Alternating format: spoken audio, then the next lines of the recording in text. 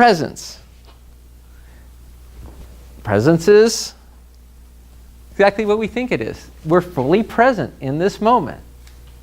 How do you get fully present in this moment? Well, this is what the meditative traditions of the world have been teaching us to do. So you silence your mind. And how do you silence your mind? Well, the typical ways that meditation traditions teach is through concentration. You focus on one thing, a mudra, a gesture, a mantra, a sound, a mandala, an image. But wait, that's not going to emptiness. That's not going to consciousness with no thought. That's going to consciousness with one thought, being the focal point. So how do you go from one thought to no thought? Well, I feel that the answer comes from research on some phenomenon called retinal image stabilization. In 1961, a research paper was published where the researchers held an image constant relative to the eye. Eye moves up, the image moves up. So the image is being projected to the back of the eye in a constant way. The eye moves sideways, the image moves sideways. Eye moves down, the image moves down. If you keep an image perfectly still relative to the eye, can you guess what happens to that image? Disappears from view. Why is that? Well, the reason for that is that the human eye was designed to detect movement. And so if you still the eye, it goes blank. Well, guess what? The human mind was designed to move, to hop from thought to thought to thought. This is what we do. This is what the Buddhists talked about with the monkey mind. This is the monkey on the tree, jumping from branch to branch, limb to limb.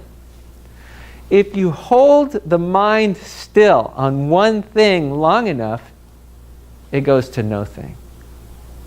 So those individuals who say that there is no consciousness without thought, they just haven't gotten there yet. They haven't experienced it.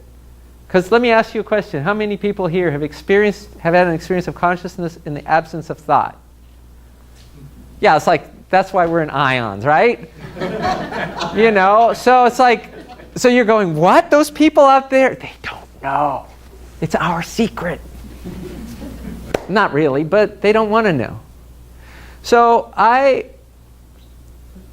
went to India and I found this whole phenomenon of Leela, divine play. And the idea is that the universe was created by a playful creator of joy, by joy, for joy.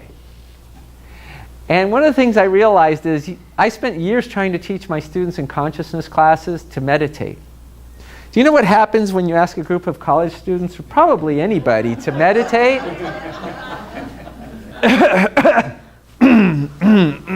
Wiggling, jiggling, coughing, scratching, itching. The mind doesn't give up without a fight. And yet, when you watch people playing, especially children, they can throw themselves into play.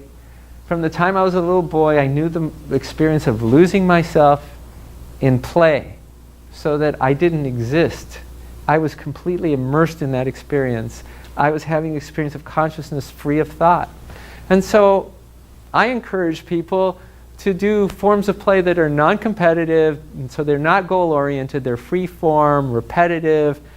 I love yo-yos, and I love paddle balls, and I love spinning. My God, I spent my childhood doing this. You know, it was a cheap high, basically, for a 5-year-old, right? You'd spin around till you get dizzy and you fall on the ground, and it was like the best.